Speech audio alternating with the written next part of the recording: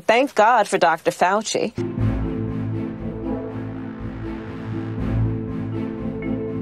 Thank God for him to having the courage to speak truth. God only knows what kind of repercussion he's going to face for speaking the truth, but obviously he has the well-being of the American people as his priority, as opposed to the political patronage that this president thinks he's due. A lot of Americans are, an overwhelming number are, thanking Dr. Fauci every day and grateful for the fact that he's there in our society, in our politics, in our public square. For someone to have nearly a 70% approval rating is almost totally inconceivable. Dr. Fauci, however, also warned that reopening the country and the economy could lead to avoidable suffering and death. Senator Rand Paul pushed back against Fauci, calling a one-size-fits-all policy to reopen the economy, in the senator's word, ridiculous.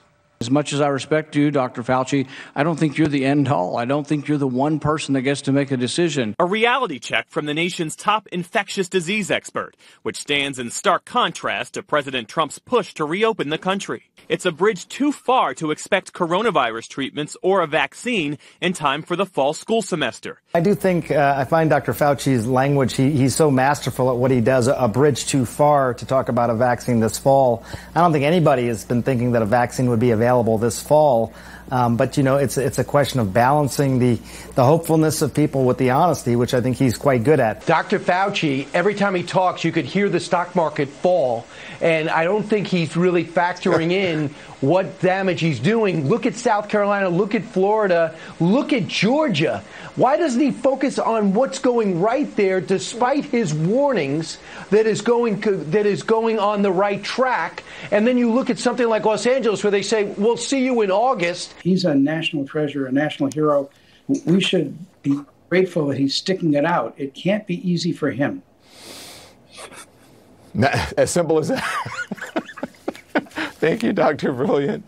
Now, I know this is going to be painful for some people. They don't want to doubt. This is a little bit like learning that your religion is fake. But this religion is fake.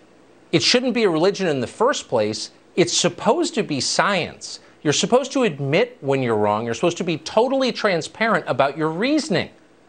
But they're not. To Tucker Carlson, no one, exactly no one, has suggested that Dr. Anthony Fauci be a dictator of everything. Tucker called Anthony Fauci a buffoon, which might be a subject that Tucker Carlson knows something about. Dr. Anthony Fauci also seems to favor what the Democrats want, and that is massive restrictions with no end in sight. January 26th, he said the coronavirus is a very, very low risk to the U.S. February 29th, he said there's no need to change our lifestyles. March 8th, he said there's no reason to wear a mask. March 9th, he said it's fine to get on a cruise ship as long as you are young and healthy.